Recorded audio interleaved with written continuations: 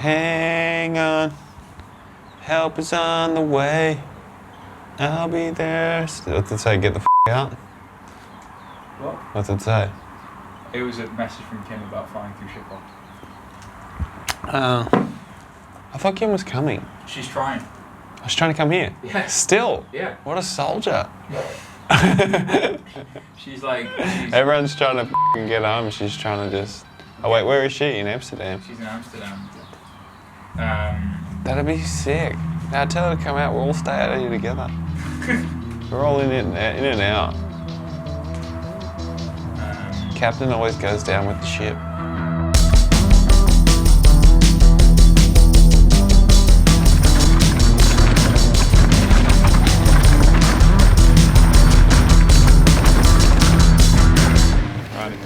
Gone. Looks like it's all moving pretty fast. Well, we were up at like 7, packing everything up. When we spoke last night, you were flying tomorrow. Yeah, the quicker we could leave, I think the better.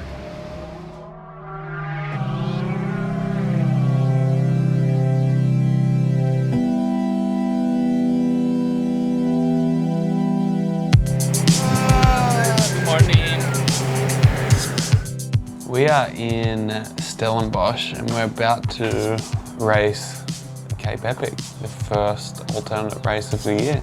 I'm very nervous. It's an 8-day mountain bike race. World champions here. A lot of very capable, experienced mountain bikers. And then there's Alex and I, also here. Ready to race. Give it a shot. Nerves are pretty high. But at the same time, you know, Lachlan and I, we've just been telling each other, it's like, yeah, it's a bike race, but at the same time, it's just two of us, you know? And I mean, we've been through a lot of stuff together, so just hang on to Lach. Vice versa, you know? It's pretty powerful having he's my little rock, you know? So I got him, he's got me, and it's just two of us out there. And we'll see how we come out the other end. I'm nervous because it's when you're out of your depth on a mountain bike, especially in a technical level, it's just fear, it's genuine fear that you're going to crash, which, and also like the fear that you're going to crash and get in other people's way who are just trying to do their thing, you know, and be like the two idiot road bikers, like who, when you crash, like, of course, you're a road bike rider. You nervous? Stretching. I had to like close my eyes and meditate on this. It's not even it's a race. What is it? It's a Mountain bike crit. It's a crit. I guess. We're doing a short track tonight for charity. We're fresh off the plane, sorta. Got in yesterday, feeling a little tired. We took 2 practice laps on some tracks. We learned how to jump yesterday and today. It was good. We taught some old guys how to jump their mountain bikes. They say teaching is the best way to learn. Learned them real good. Yeah, and now we're stretching to go do this local race. I got building anxiety. Can you see the fear? The fear.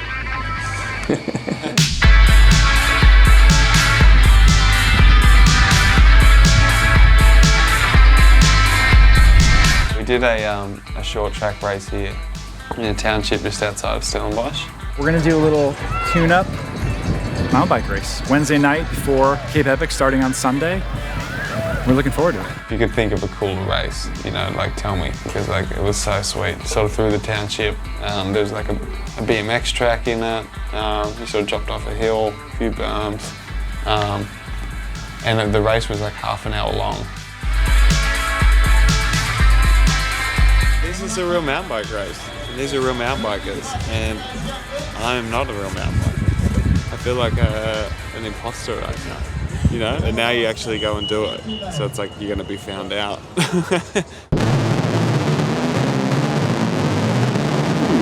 Run!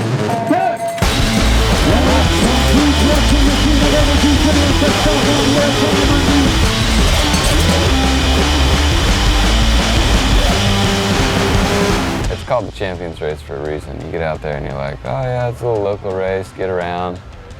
And you're like, isn't that guy the Olympic champion? Great. I've never raced a cross-country race. I've only done like long mountain bike events. They just start like sprint. You just sprint. After a few laps, it started to like settle, and it was like, oh, they're not actually going away anymore. But yeah, it was like definitely working a lot out on the bikes and ourselves. That got smoked. That wasn't great for the confidence. I kept dropping my post when I was trying to shift, and then shift in the wrong direction, and then every now and then I just accidentally shift all the way from the top to the bottom without trying to, and then have to run up the hill and just dumb stuff like that. And it was comical as long as you weren't me. So. But well, like such a cool event, and the whole vibe of it felt like a really low-key, sort of small race. And then you look at the caliber of riders in there, and you're like, you kind of left thinking like, I just got my ass kicked at a local race. But then you're like, oh wait, no, that's the U23 champion. Like, that guy just came second at Cyclocross Worlds. You know, like, okay, it's fine.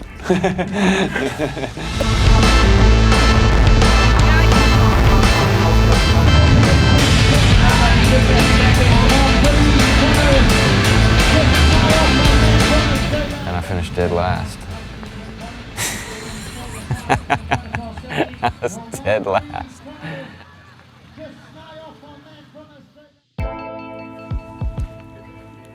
I'm Tom Hopper, and I direct the alternative program for EF Pro Cycling.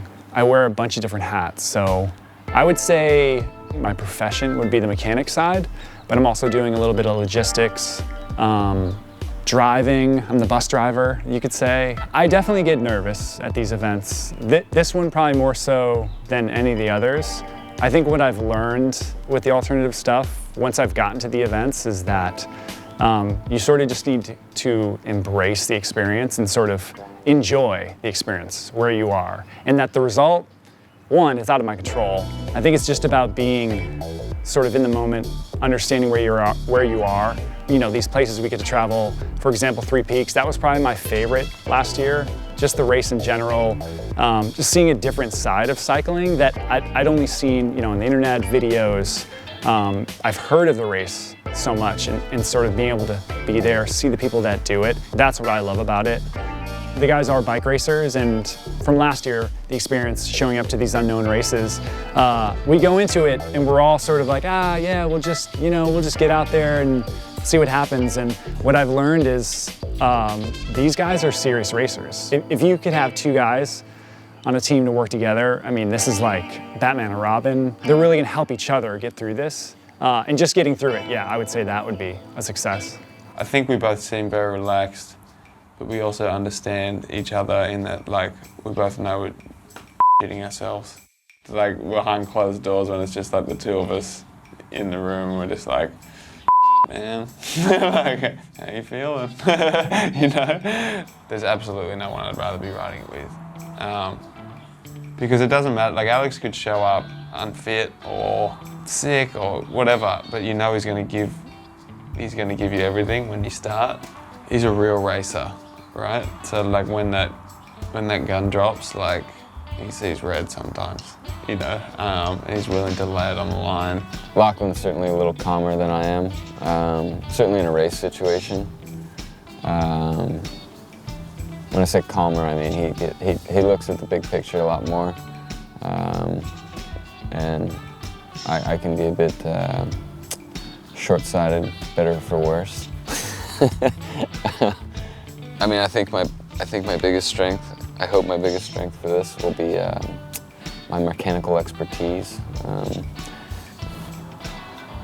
He's I don't know, he's not bad with, you know, fixing stuff, but I've seen some of the stuff he'll like run, you're like, dude, what are you thinking, man? I've been practicing actually. I changed the derailleur at home, try to see how fast I could do it.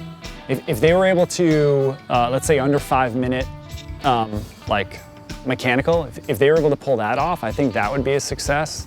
It's 25 minutes, so it's not that fast. But yeah, he's sort of like, it's been good, even this week, like we've ridden a bunch of stuff. If either one of us had to go do it by herself, like when you see the black run when it's like warning advanced only, if it was either one of us there, we wouldn't ride it. But together we're like, let's do it. Our whole goal for the prologue is just not crash. Just like, just do not crash.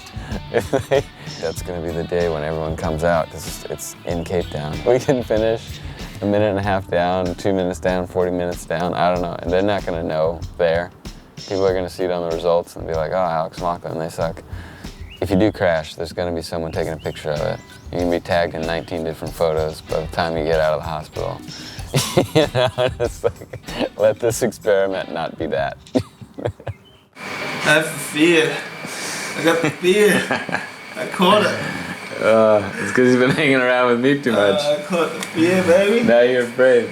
You'd love to talk about like, oh yeah, being out of your comfort zone, it's great for you, blah, blah, blah. But the reality of that is that it's uncomfortable, right? Which like, being uncomfortable sucks in a lot of ways, you know? Try and avoid that for most of your life. So, yeah, we just have the reality of that now. There's always hiccups if you're trying to learn anything new. Trying to learn a new bike, you're gonna have a hiccup. Trying to learn a whole new discipline of cycling, bound to be a couple ups and downs. Well, when it was first floated, the idea of Cape Epic, Alex and I were super excited. And then like, we're gonna spend a bunch of time on our mountain bikes, get ready. We both kind of said it to each other, like Cape Epic's not one you should just show up to and do. And then life happens. So, it's a week from Cape Epic and I'm in Colorado. It's cold. I'm on a road bike and I would say none of that makes sense to prepare for what I'm trying to get ready for, which is 7 days of mountain biking in the heat of South Africa. But I'm going to tell you why I'm here. And it's kind of a long story. But the root of it goes back to just this past off season, which was definitely one of the most challenging and at the same time beautiful periods of my life where I learned a huge deal about myself, good and bad. So as a result of that, I was forced to take stock of what it is I do, and why I do it, how that affects other people. Last year was a huge year and I loved it, but it took a toll on the people around me and myself. So now the most important thing for me is to be around the people I love, be at home, and spend that time and give as much energy as I can to those people, because ultimately it's what really matters. I get asked that question a bit, you know, it's like, what did you think of the Alcana last year? What's coming up? Like, what do you think, you know, what'd you take away? I mean, I've kind of tried to sit down and process a little bit, but the reality is it's like, I mean, it's just been so addicting for me. Like, if we do one little event, you know, you go to Kansas and you're like, opened my eyes. I'm like, you know, and all these people are here. They're there to change their lives. You know, they're there for a transformative experience. And you get wrapped up in that, and you're like, man, I just had a transformative experience. Like, this is insane. Like, I didn't know I could still do that on a bike. I didn't realize this could like change the way I think about the whole world.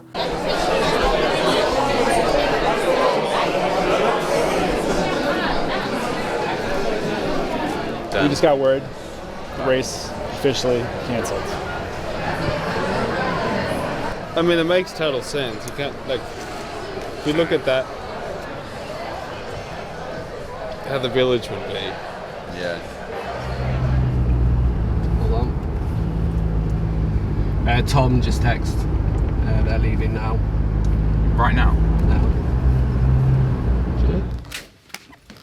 How you doing? Decent. What happens now? Like, what's that thing in your head now? It's hard now because there's no goals. Because like any goals you have could just be postponed, cancelled. But I don't really need goals, you know, to go riding. It'll be fun. I mean, I'm just going to go home and pretty much do what I normally do, you know, provided I can get into the country. Yeah. I mean, luckily around here it doesn't seem like it's gone off too bad. I mean, like, Girona's on lockdown. Really? Nobody can leave. Have you spoken to many cyclists from there in Girona? My wife and Keel Ryan, his family, they got in the car last night at 2 a.m. Seriously. Your wife did? Yeah. Drove to Barcelona. She flew out this morning to the UK. Took the virus there. I feel responsible for the guys, for their health. The past 24 hours, I've sort of been just sort of thinking what the right thing to do is. Seeing all the classics all be canceled, the Giro, it's scary. There's a lot of unknown. The travel restrictions, there's a lot of stuff that is changing by the hour, and so it's scary. It's a mess. The whole thing's a bit of a mess. Yeah, I mean, it's a hard situation. Ultimately, you just got to respect the fact that it's bigger than sport. Jess was last night. She was packing up. She thought she was flying out tomorrow. She's like, "What do you want me to pack?" Well, it seems a little early to be packing, but okay. Just make sure you grab all the jerseys, stars and stripes. Being in the world tour, like, you don't. It's not that people don't like being there. It's just that, I mean, it's competition. Like the whole thing is competition. Like, every day, that's what you do. And not that we weren't, you know, trying to win or whatever at Kansas. We're obviously, you know, trying hard. We're pushing, but there was 2,000 something people there that were pretty damn sure they weren't going to win anything. And they were in it for the 200 miles, and their whole goal was just to get to the end. People coming in the dark, and everything that I went through, they went through probably 10 times over. And just seeing them finish, it was like, yeah, it's a beautiful thing. You just take a little bit of that and let it rub off on you, and next thing you know, you're national champion. It's given me a lot more confidence in myself, I would say, because you have such a narrow focus and such a narrow skill set. You have, like, I guess, like a complex of like stepping outside of that. And before that, I was genuinely afraid that, like, if I wasn't a professional bike rider, I would just be useless in the world, right? But it's given me the experiences that have sort of helped me realize that, oh, you can adapt, right? And that, like, even if you're not good at something, if you're willing to, like, try and put enough effort into it, you can adapt and make yourself, you know, useful in different situations. It changes my whole outlook on the sport. At the time, I was really loving racing that spring because I thought I wasn't going to be racing again with health concerns and stuff. I pretty much thought I was done. I was like, ride out this contract, see how it goes, sort of thing. And then it was like, man, like it's in there, I feel it, like, and then I got excited and I was eager to prove myself. And I really do love racing. Like me, I love, you know, coming into the corner and not knowing if I'm coming out. Like, there's a danger man in there that, like, I need it. But for them, it's, you know, the bike is just a way to get out. Once I kind of took a little bit of a step back, I realized it's like, riding a bike's not all about throwing it into a corner, hoping you come out. Yeah, I think I'm like slowly dipping my foot into the real world, right? At a level that's comfortable to me. It's terrifying, the idea of like life outside of cycling. Really? Absolutely. I'm conditioned to it, you know? It's my identity. I don't like shy away from that, you know? I'm most comfortable on a bike, you know, because that's where I spend most of my time. It's what I'm good at. So you gravitate towards those things. I'm like slowly getting better at, you know, being aware of how I am outside of cycling, just like a slow process. But yeah, this whole approach to racing is definitely, it's helping me become a more rounded person, I think.